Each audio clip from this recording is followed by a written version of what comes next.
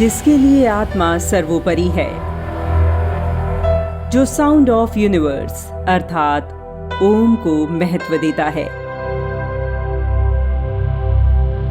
जिसके यहाँ स्वास्तिक पूजा से शुभ कार्य का आरंभ होता है,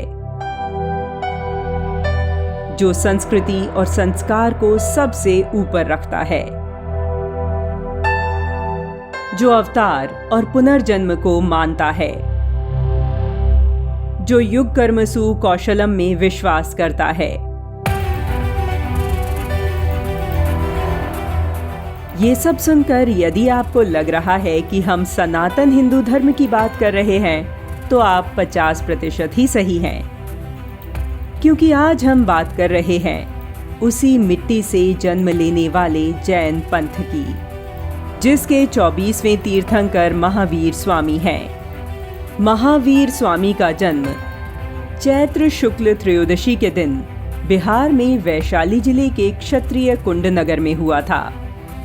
महावीर स्वामी ने तत्कालीन परिस्थितियों को देखते हुए सनातन ज्ञान परंपरा को लौकिक एवं सरल भाषा में समाज के सामने रखा और इसे मानव जीवन के आचरण में पोषित किया।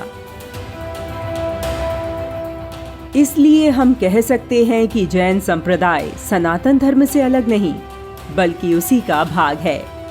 भारत की संस्कृति 2 धाराओं में प्रवाहित हुई, पहली शमन और दूसरी वैदिक। शमन में जैन बौद्ध संप्रदाय आते हैं, जबकि अन्य लोग वैदिक धर्म अपनाते हैं। इसलिए इनमें कई समानताएं हैं, जैसे जैन और हिंदुओं दोनों में बीज मंत्र ओम पर समान बल दिया गया है। जैन और हिंदू दोनों आत्मनिष्ठा, आत्मबल पर जोर देते हैं।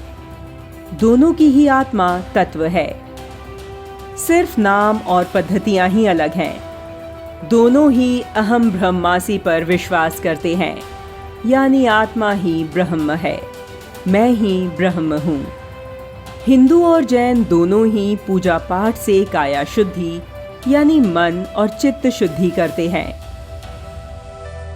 उपवास की पद्धति दोनों ही मानते हैं। इसके अलावा गहनता से विचार करें तो और भी समानताएं देखने को मिलेंगी, जैसे जैन धार्मिक स्थलों को मंदिर या चैत्यालय बोला जाता है, न कि दरगाह या चर्च। गौहत्या को महान पाप जैन संप्रदाय में भी माना गया। दोनों में 84 लाख योनियों के चक्र को भी मान्यता दी गई है।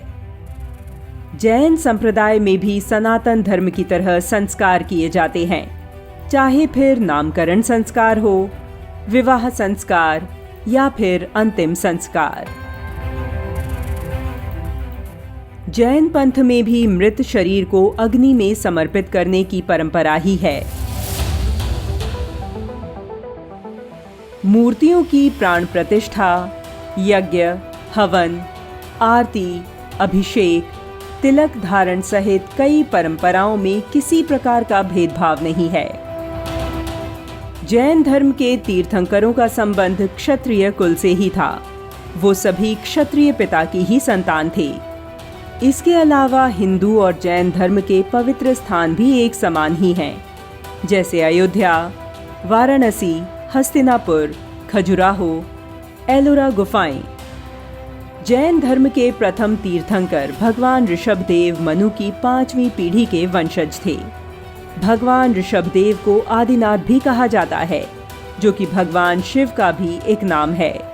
मान्यता है कि भगवान ऋषभदेव को कैवल्य भी कैलाश पर्वत पर प्राप्त हुआ था। जैन ग्रंथों में 22वें तीर्थंकर नेमिनाथ भगवान को भगवान श्री कृष्ण का चचेरा भाई बताया गया है।